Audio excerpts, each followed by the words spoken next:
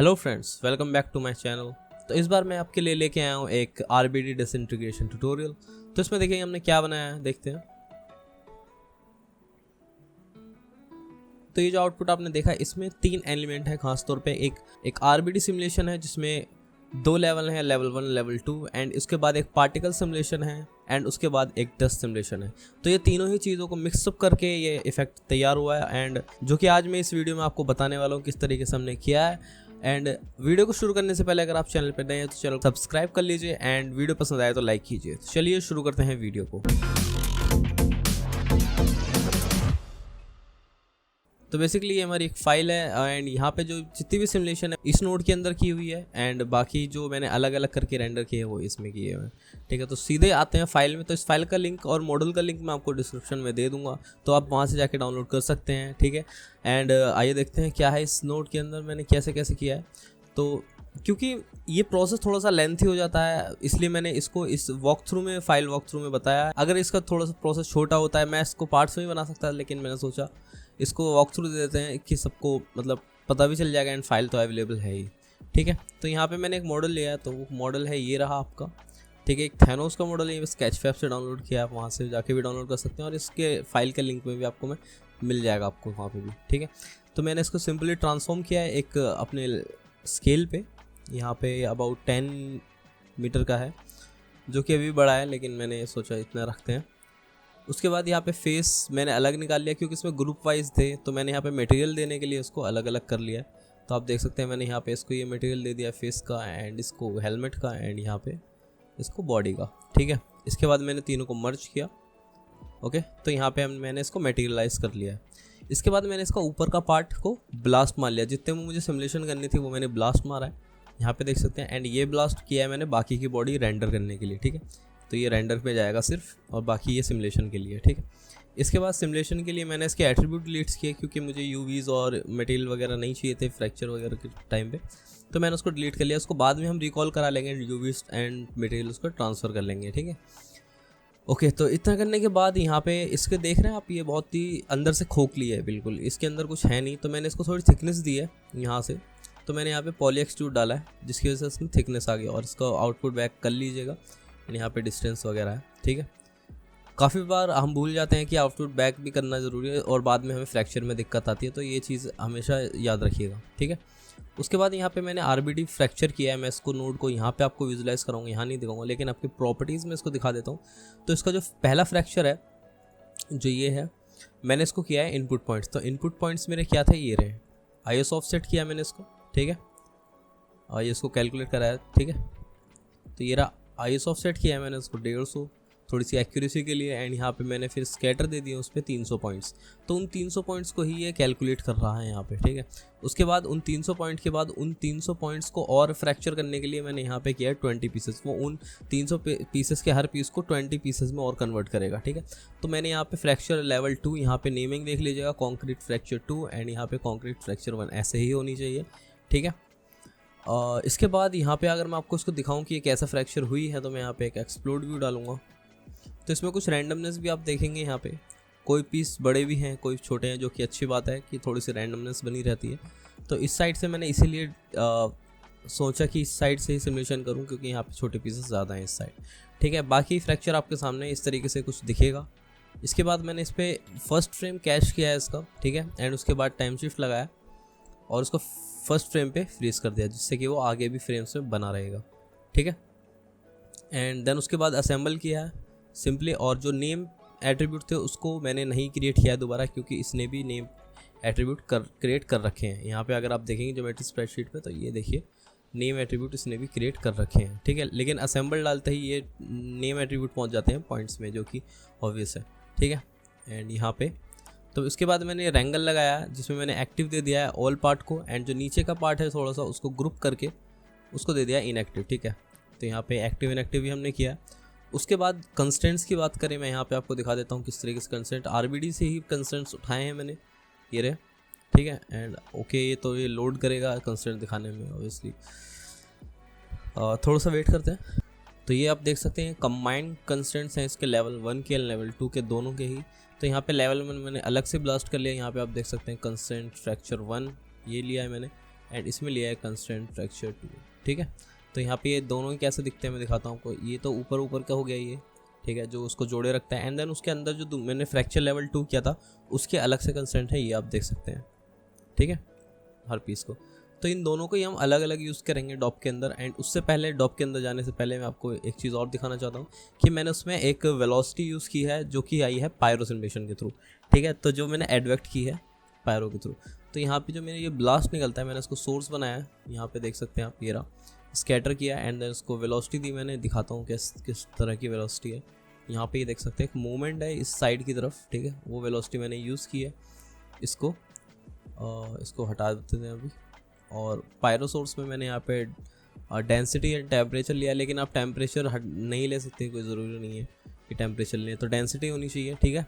And उसके बाद मैंने यहाँ पे वॉल्यूम रेस्टराइज किया है, यहाँ पे टेम्परेचर, डेंसिटी एंड वेलोसिटी को, जो कि वॉक्सल साइज वगैरह ये दिए हैं मैंने नॉर्मलाइज करके इसको।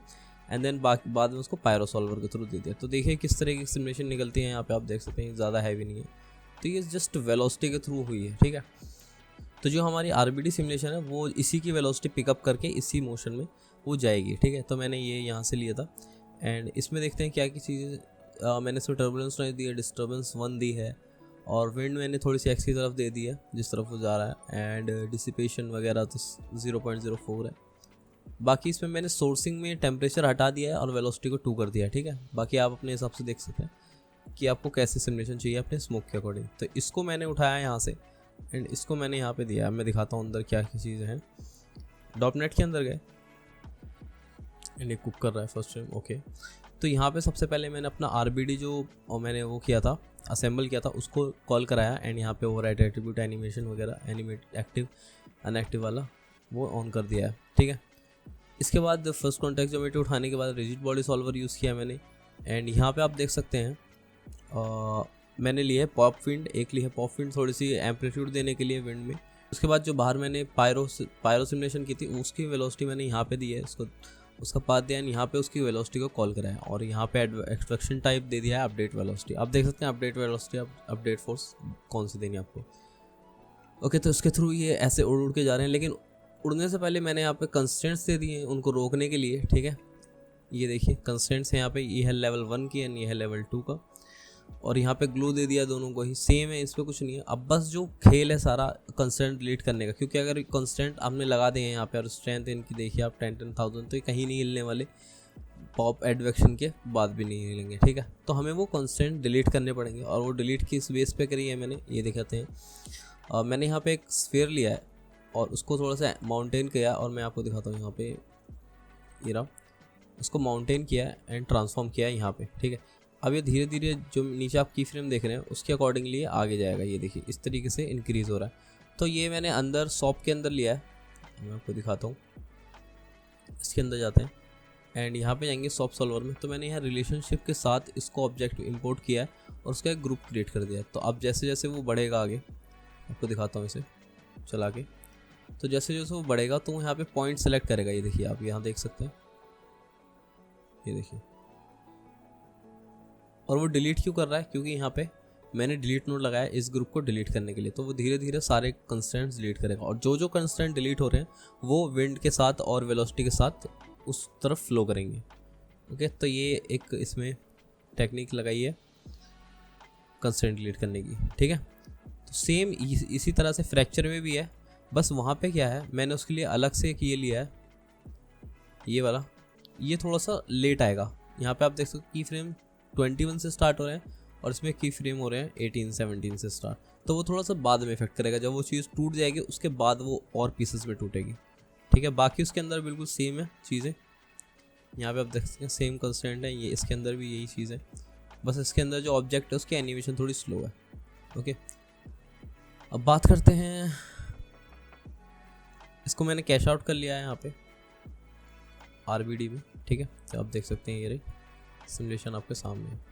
तो जैसे वो बड़े पीस है एंड उसके बाद जो सेकंड कंस्टेंट टूटता है, इसको रोकता हूँ मैं एक मिनट फिर दिखाता हूँ। तो सेकंड कंस्टेंट टूटता है तो वो और पीसेस में टूटने लगते हैं। अगर मैं आपको यहाँ सही से दिखा पाऊँ तो ये पीसेस देख रहे हैं आप बड़ा वाला, एंड ये बाकी और छोटे पीसेस में टूट गया है, ये देखिए। तो इस तरीके से सेकंड फ्रैक्चर वर्क कर रहा है, ओके। इस सिमुलेशन के बाद मैंने यहाँ क्या किया, मैंने इसको अनपैक किया, ओके, एंड इसके थ्रू मैंने एक डेब्रिस सोर्स निकाली। इसमें डेंसिटी कम है पार्टिकल के लिए, एंड जो स्मोक वाला है उसमें डेंसिटी डबल की हुई है मैंने। उसके बाद अगर पॉप नेट की बात करें, इसमें भी मैंने कुछ खास नहीं किया है। जो सिंपल जो एडवेक्ट थी, जो स्मोक हो रही थी बाहर, हमने आरबीडी के लिए यूज़ की, उसी को यहाँ पे भी यूज़ किया, एंड थोड़ी सी रैंडमनेस के लिए एम्पलीट्यूड वगैरह डाल दिया। तो सेम हमारी जो पार्टिकल का सिमुलेशन है वो भी इस तरीके से हम आपको दिखा देता हूँ। ये थोड़ी फास्ट चलती है, इसको दिखा देते हैं। जस्ट यहाँ पे आप चेक करेंगे तो ये देखिए इस तरीके से जो मेरे पार्टिकल हैं वो भी फ्लो होंगे, ओके। तो इनकी डेंसिटी काफ़ी ज़्यादा है। मैं आपको दिखा देता हूँ कितने पार्टिकल्स हैं इसमें।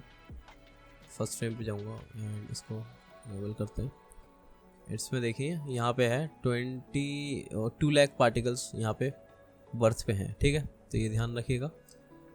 और यहाँ पे पार्टिकल सिमुलेशन डन हो गई है, ठीक है। मेरी कैश आउट करा लिया मैंने इसको।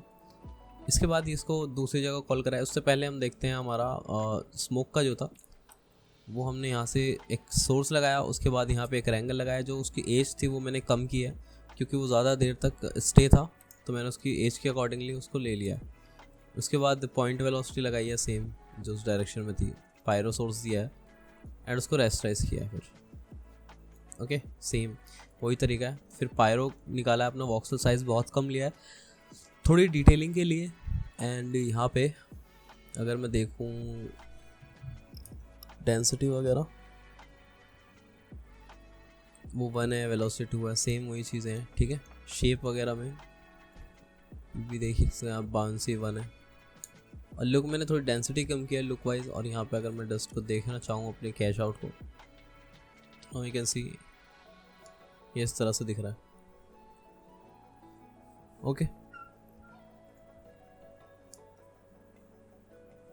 हाँ, तो यहाँ पे डस्ट हो गई हमारी, पार्टिकल्स हो गए, एंड ये होगी हमारी आरबीडी, ये कैश आउट जो हुई थी, ठीक है। ये इन तीनों को ही मैंने बाहर कॉल कराया। पार्टिकल इसमें है, पार्टिकल इसके अंदर है, एंड इसकी डस्ट जो है वो यहाँ पे है। मैंने पायरोबेक वॉल्यूम लगा के और उसको डेंसिटी में थोड़ा से और कलर वाइज थोड़ा सा इम्प्रोवाइज़ किया है।